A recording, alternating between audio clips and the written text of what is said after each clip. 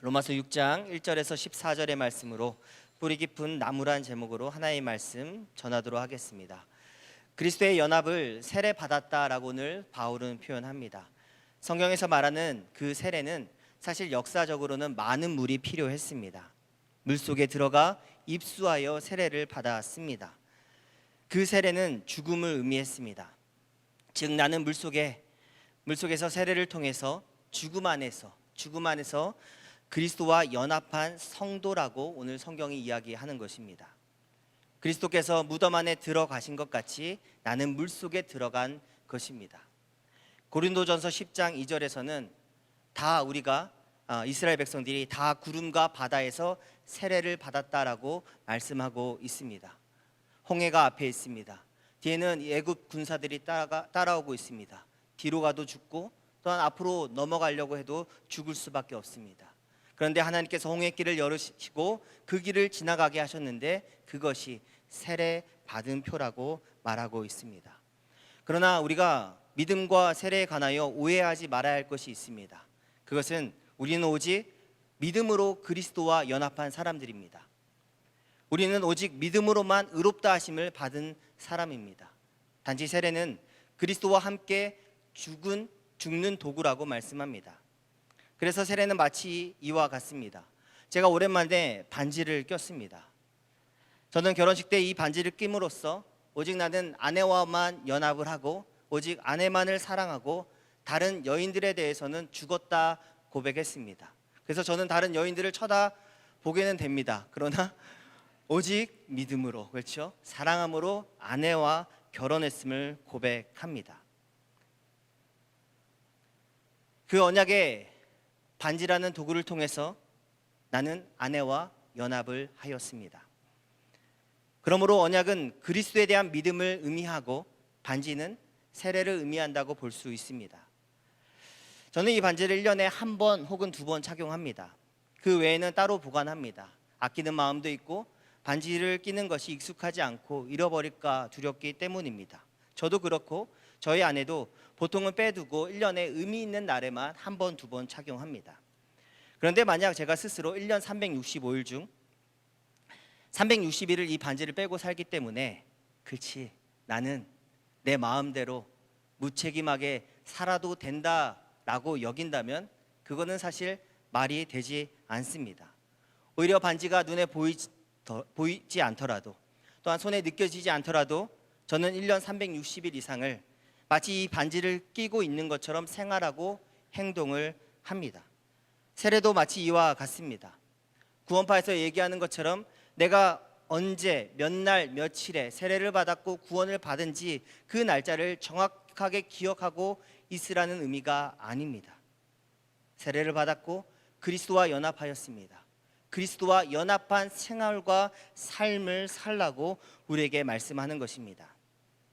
오늘 바울은 그리스도와 연합을 강조하면서 세례 받은 자로서 죄에 대하여 죽은 자로서 마치 반지를 끼고 있는 것처럼 살라고 우리에게 말씀합니다.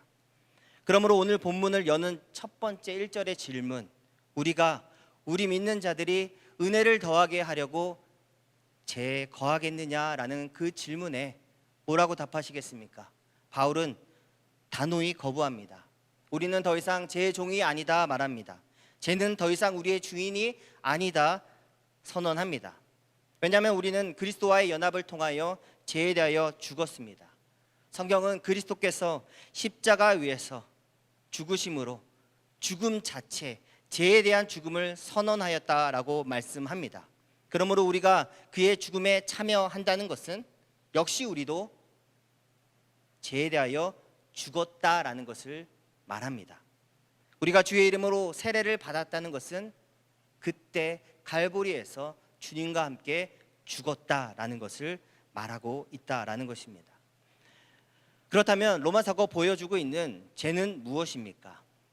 바울은 첫 번째, 단지 어떤 죄스러운 행동뿐만 아니라 우리의 죄성 그 자체에 주목하라고 말씀합니다. 내가 지은 죄를 보고 놀라는 것만이 아니라 아예 나라는 사람 자체에 놀라고 내 안에 깃든 그 죄성 때문에 소름 돋아야 한다라고 말씀합니다. 2주 전에 22살 여자 청년이 살인을 저질렀습니다. 한 번도 본 적이 없는, 아무런 관련이 없는 자신과 동갑내기 여자를 살해했습니다. 왜 그랬습니까? 라는 질문에 살인해 보고 싶다라고 이야기했습니다. 그리고 2주가 흘렀습니다. 그녀는 지금 감옥에 있습니다. 놀라는 것은 그녀는 지금 감옥에서 너무 잘 자고 너무 잘 먹고 아무 일도 없었다는 듯이 잘 지낸다고 합니다. 자신이 한 행동에 대해서 아무런 죄책감을 느끼고 있지 않습니다. 모든 사람이 이것은 범죄다, 이것은 잘못됐다라고 이야기합니다. 그 구체적인 행동을 들어서 이야기합니다. 그러나 그 잘못을 전혀 느끼지 않고 있습니다. 또한 어제는 부산에서 있었던 여성을 뒤에서 발로 차고 또한 끔찍한 짓을 하려던 그 남성이 12년형의 선고를 받았는데 2차 때는 20년형의 선고를 받았습니다. 그런데 오늘자 뉴스에 자신이 왜 그렇게 많은 형을 받았는지 이해할 수 없다며 반성의 기미가 전혀 없는 내용의 편지가 공개되었습니다. 세상은 이처럼 눈에 보이는 잘못조차도 반성하지 않습니다. 모두가 그렇게 하면 안 됩니다 라고 말을 합니다. 그런데 왜 안 됩니까? 내가 무슨 잘못을 저질렀습니까? 라고 적반하장을 그 태도를 보인다라는 것입니다. 그러므로 첫 번째, 그리스도의 연합으로 내가 죄에 대하여 죽었습니다 라는 그 첫 번째는 나의 잘못을 안다라는 것입니다. 나의 저속한 말투와 몰상식한 태도에 대하여 죄송해하며 후회하는 마음을 갖는다라는 것입니다. 돈을 훔쳤습니다. 또한 물건을 도둑질했습니다.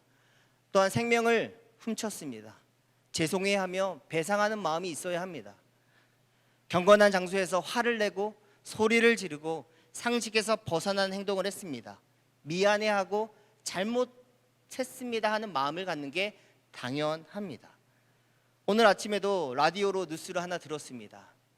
어떤 2명의 청년이 소상공인이 하는 작은 카페에 프린터기를 들고 왔다고 합니다. 그 소식을 듣자마자 뭐라고? 상식에서 벗어난 행동입니다. 카페에 들어와서 나의 업무를 보고 프린터기로 프린터를 해서 일을 본다라는 것 자체가 놀랐습니다. 집에서 프린터기를 들고 나왔다는 것 자체가 이해가 안 됩니다. 이처럼 그리스도를 믿는다는 것은, 그리스도와 연합한다라는 것은 첫 번째, 일상에서 나의 잘못을 압니다. 이것은 상식 밖에 벗어나고 내가 회개하며 잘못했습니다 라고 구해야 한다라는 것을 안다라고 말씀드립니다. 두 번째, 그리스도와의 연합으로 내가 죄에 대하여 죽었다는 것은 제가 주는 유혹에 무감각하다라는 의미는 아닙니다. 오히려 죄에 대하여 죽었다는 것은 그 죄성이 나를 사로잡아 오는 것을 보는 것입니다. 그리고 소스라치게 놀라는 것입니다. 내 자신을 부인하며 꼬꾸라져 회개할 사람입니다 고백하게 될 수밖에 없는 것입니다. 바울은 이어지는 말씀에서 오라 나는 공고한 자로다 라고 고백했습니다. 사실 논리상 이상합니다. 우리가 로마서 6장에서 지금 읽었듯이 그리스도와 연합한 자는 무엇에 대해서 죽었다고 말씀합니까? 죄에 대하여 죽었다고 말씀합니다. 그리고 죄를 범하지 않는다라고 기록합니다. 그런데 바로 로마서 7장에서는 죄가 나를 사로잡아 오는 것을 본다고 고백하며 탄성을 지르고 놀라고 있습니다. 논리적으로 조금 이상합니다. 그런데 무엇을 말씀하는 겁니까? 그리스도와 연합한 자는, 그래서 죄에 대하여 죽었다는 그 뜻은 내 안에 나를 사로잡아 오는 그 죄성을 보고 놀라게 된다는 것입니다. 내가 분명히 그 죄성이 알고 느껴지고 두려워하여 내 안에 구원이 없음을 보게 되고, 나라는 존재가 그리스도가 없으면 죽는구나, 진짜 망하는구나, 그리스도 예수밖에 없구나, 십자가밖에 없구나, 그리하여 그리스도와의 연합에 온전히 내가 달라붙기를 소망하는 마음을 주께서 갖게 하신다라는 것입니다.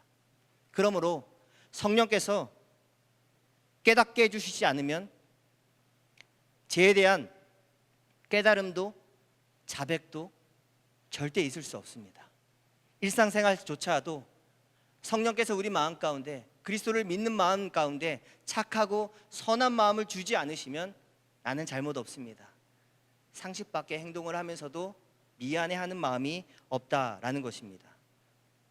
죄에 대한 진심 어린 회개가 없으면 구원도 없습니다. 그러므로 그리스도와의 온전한 연합을 한 성도는 바로 이 자유를 그리스도 안에서 누립니다. 그러므로 질문 드립니다. 성도 여러분, 바로 이 자유를 누리십니까? 그리스도의 연합을 통한 이 복을 누리십니까? 성경은 사랑하지 않는 죄가 크다고 말씀합니다. 매일의 일상생활 속에서 그것이 가정이든 공동체이든 사랑으로 내가 행하지 못합니다. 쉽게 불쾌감을 표현하고 화를 참지 못하고 빈정거립니다. 그런데 성령께서 내 마음에 임하셔서 누군가 그것은 잘못되지 않았습니까? 그것은 선한 동기가 아닌 것 같습니다. 그것은 빈정거리는 것이 아닙니까? 그 잘못을 지적했을 때 그렇지, 내가 잘못했구나 깨닫게 된다면 그것은 하나님을 찬양할 제목입니다. 그리고 여기서 더 나아가 나의 잘못을 인정하고 나의 동기가 선하지 못했다는 것을 깨닫고 더 나아가 미안합니다, 잘못했습니다 라고 고백한다면 이것은 은혜입니다. 그리고 이것보다 큰 적용은 없습니다. 또한 두 번째, 나의 죄성을 주께 아뢰고 나를 사로잡아오는 그 죄를 내가 이길 수 없음을 인정하고 믿고 오직 주께만 꼭 붙어있는 하나님과의 연합을 소중하게 여기고 그리스도의 연합을 소중하게 여기며 삶의 태도를 가지고 살아간다면 이것이야말로 하나님이 기뻐하는 자의 삶입니다. 정말 무서운 것 중에 하나가 있습니다. 일상생활 속에서 분명히 몸이 아프고 문제가 있습니다. 그런데 병원에 가지 않습니다. 의사에게 가지 않습니다. 내가 내 몸을 판단하고 내 병을 진단합니다. 그런데 결국 가족의 손에 병원에 끌려갑니다.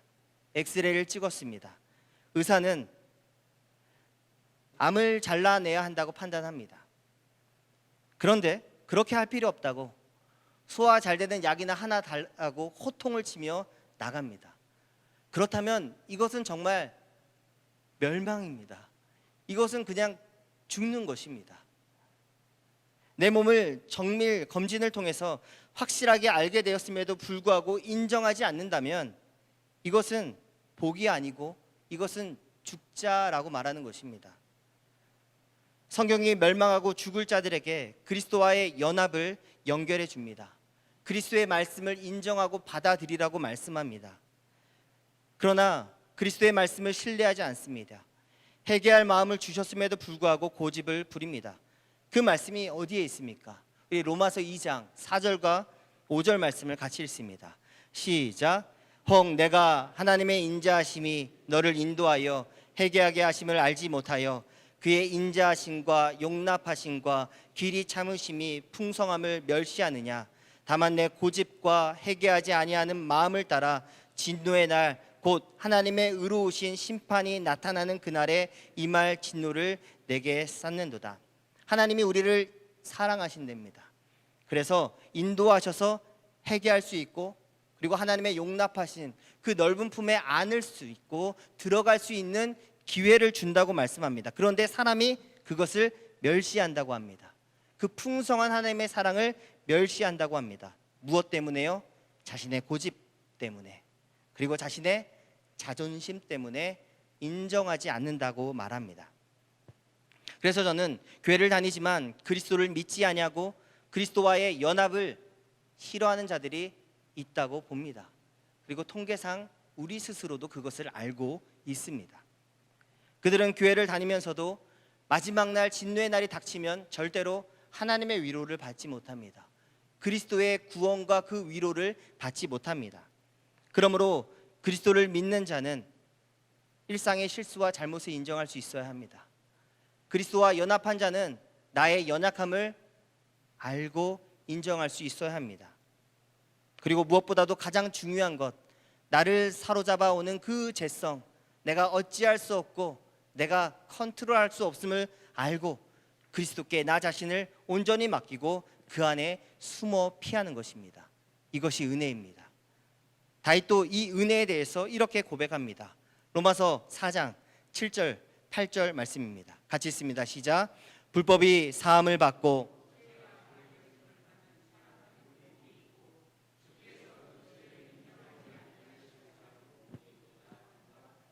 다시 고백합니다. 불법이 사함을 받고 죄가 가리어짐을 받은 사람은 복이 있고 주께서 그 죄를 인정하지 않는 사람은 복이 있도다. 누가 그러한 인정을 받습니까? 나의 죄를 인정하고 하나님께 피하는 자, 하나님이 그 죄를 감추어 주신다고 말씀합니다. 6장 14절에도 제가 너희를 주장하지 못하리니 이는 너희가 법 아래 있지 아니하고 은혜 아래 있음이라.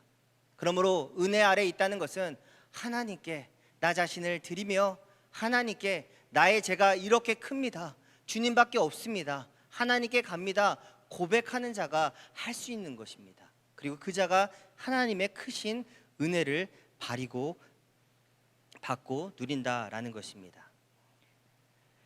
이제 말씀을 정리하며 적용을 하기 원합니다. 저는 오늘 설교 제목을 뿌리 깊은 나무라고 했습니다. 뿌리 깊은 나무는 바람에 쉽게 흔들리지 아니하고 꽃을 맺고 열매를 핀다라고 합니다. 그리스도 안에 깊이 뿌리 내리고자 하는 그 마음으로 저는 로마서를 믿음으로 묵상하고 여기까지 왔습니다. 로마서 6장부터 8장까지의 말씀은 그리스도인의 성화에 대해서 말씀합니다. 그리스도와의 연합은 변화된 삶을 살아야 한다고 우리에게 말씀합니다. 매일의 일상 속에서 그리스도의 옷을 입는 것입니다. 그리스도의 형상이 우리 안에 이루어지는 것을 보면서 살아가는 것입니다. 내가 그리스도의 마음을 품고 살아가고 있구나, 그렇구나, 내 마음에 그리스도의 마음을 품고 오늘도 살았구나, 그 변화의 과정을 내가 스스로 보고 목도하면서 체크하면서 살아가는 것입니다. 그런 의미에서 바울은 그리스도와의 연합을 마치 다 이룬 것처럼 살아가라고 말씀합니다. 그 근거 구절이 10절과 11절입니다. 그가 죽으심은 죄에 대하여 단번에 죽으심이요 그가 살아계심은 하나님께 대하여 살아계심이니 이와 같이 너희도 너희 자신을 죄에 대하여 죽은 자요 그리스도 예수 안에서 하나님께 대하여 살아있는 자로 여길지어다 라고 말씀합니다. 우리 11절 같이 한번 읽습니다. 11절 시작. 이와 같이 너희도 너희 자신을 죄에 대하여는 죽은 자요 그리스도 예수 안에서 하나님께 대하여는 살아있는 자로 여길지어다. 여기라고 말씀하고 있습니다. 기독교 작가 C.S. 루이스는 이 말씀을 그리스도처럼 분장하며 살라고 권면합니다.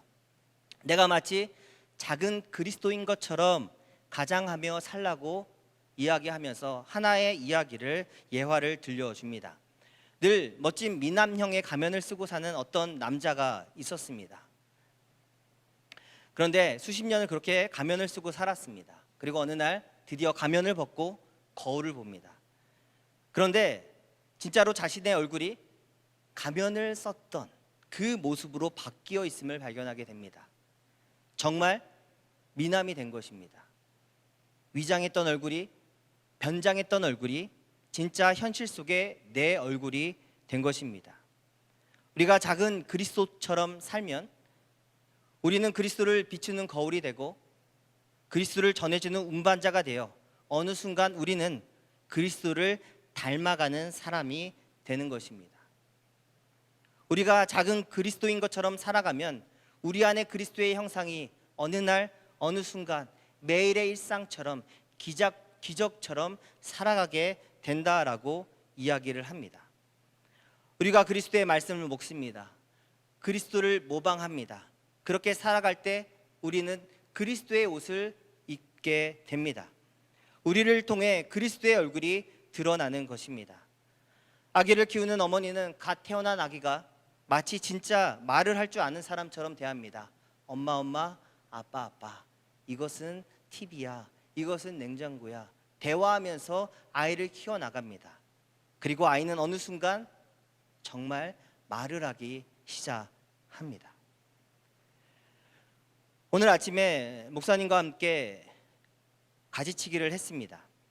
매년 혹은 2년에 한 번 정도는 이렇게 해 주어야 지하 주차장 입구 하수구가 막히는 그 속도를 50% 이상 줄일 수 있습니다.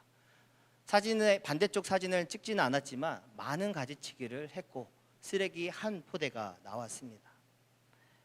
그런데 문제는 이것입니다. 결국엔 비가 오면 떨어지는 입이 쌓이고 그 쌓이는 속도로 인해서 결국엔 하수구가 막히게 된다라는 것입니다. 그러나 하수구를 막게 하는 이유는 다른 데에 있다는 것을 오늘 알게 됐습니다. 주차장 위에는 햇빛이 들지 못합니다. 그래서 나무들이 죽어갑니다. 저도 보니까 잎사귀들이 이미 갈색으로 다 변하고 죽어 있습니다. 그래서 그것들은 바람만 불어도 쉽게 떨어져 주차장을 덮습니다. 그리고 하수구를 막히게 합니다. 그래서 저는 개인적으로 여기 공간을 아예 새롭게 하고 싶었습니다. 주차장 위에 있는 나무들을 싹 걷어내고, 능력이 있다면 싹 걷어내고 싶었습니다. 왜 걷어내야 합니까? 뿌리 깊은 나무들이 아니기 때문입니다. 또한 조경상 건축하는 사람이 조금만 알았다면 거기는 처음부터 뿌리를 내리면 안 되는 장소였습니다. 처음부터 뿌리를 내리게 하면 안 되었다라는 것입니다. 그러므로 위치도 중요합니다. 나는 어디에 뿌리를 내리고 있습니까? 성도 여러분, 스스로에게 질문해 보시기 바랍니다. 나는 어디에 뿌리를 내리고 있습니까? 그리스도 안에 뿌리를 내리고 있습니까? 로마서는 그리스도 안에서라는 이 문구와 표현이 거의 100번 가까이 나옵니다. 그리스도 안에 뿌리를 내리라. 그리스도 안에 뿌리를 내리면 변화가 있고, 그리고 하나님이 기뻐하시는 그 삶 가운데 그리스도의 형상을 이루는 삶을 살게 되며 그리스도를 닮아간다라고 말씀하고 있습니다. 우리는 지금 어느 위치, 어느 곳에 뿌리를 내리고 있습니까? 여전히 그리스도에게 한 발자국, 세상에 한 발자국 뿌리를 내리고 있으면 반드시 반대쪽은 잘라버려야 합니다. 건너와야 한다라는 것입니다. 책 미녀와 야수라는 책이 있습니다. 저희 예원이가 이 책을 너무 좋아해서 일주일에 한 번씩은 꼭 읽어주는 것 같습니다. 미녀는 그 야수를 나중에는 정말 사랑스러워하고 자신의 남자친구처럼 대하고 여깁니다. 그리고 진실로 그 야수에게 키스를 합니다. 그리고 그 야수가 변합니다. 왕자가 됩니다. 정말 젊은 미남이었다라는 것을 발견하게 됩니다. 성도 여러분, 그리스도와의 연합은 믿음으로 이루어집니다. 작은 그리스도인 것처럼 매일을 살아가시기 바랍니다. 우리는 죄에 대하여 죽은 자입니다. 우리가 죄에 대하여 죽었다는 것을 두 가지로 말씀드렸습니다. 매일의 일상에서 나의 잘못을 아뢰고 인정하며 공동체를 무너뜨리지 않는 것입니다. 화평을 깨지 않는 것입니다. 또한 내가 죄에 대하여 죽었다는 것, 그리스도와 연합하였다는 것은 그리스도와 연합함으로 말미암아 나를 사로잡아 오는 그 죄성에 놀라고, 그리고 그 죄를 뉘우치고 자백하며 죄를 완전히 죽일 수 있는 것은 그리스도와의 연합밖에 없음을 인정하고 믿고 그리스도께 나 자신을 드리는 것입니다. 그리스도와의 연합은 하나님의 지혜가 내 것이 되어 제 무지했던 눈이 띄어지는 것입니다. 그리스도와의 연합은 하나님의 의가 내 것이 되어 사망과 정죄함이 더 이상 없습니다. 믿으십니까? 그리스도와의 연합은 하나님의 그 성화가, 그 계획이 내 것이 되어 일상의 제약에서 벗어나 그리스도의 옷을 입고 살아가는 것입니다. 그리스도와의 연합은 하나님의 구속과 구원이 내 것이 되어 구원과 참된 자유의 해방 속에서 모든 불행과 고통, 그 허무함을 극복하며 매일의 일상이 기적이 되는 삶을 사는 것인 줄 믿습니다. 예레미야가 3장 22절과 23절 말씀을 같이 한번 읽도록 하겠습니다. 시작. 여호와의 인자와 긍휼이 무궁하심으로 우리가 진멸되지 아니함이니이다. 이것들이 아침마다 새로우니 주의 성실하심이 크시도다. 하나님이 매일 아침 눈을 뜨는 우리에게 어떤 마음을 갖는다고 말씀합니까? 여호와의 사랑과 긍휼이 크다라고 말씀합니다. 하나님의 사랑이, 나를 향한 그 사랑이 크고 그 긍휼이 너무나 크기 때문에 우리가 진멸되지 않고 멸망하지 않는다고 말합니다. 언제마다? 매일 아침마다 그 성실하심 때문에 우리가 큰 은혜를 누린다고 말씀합니다.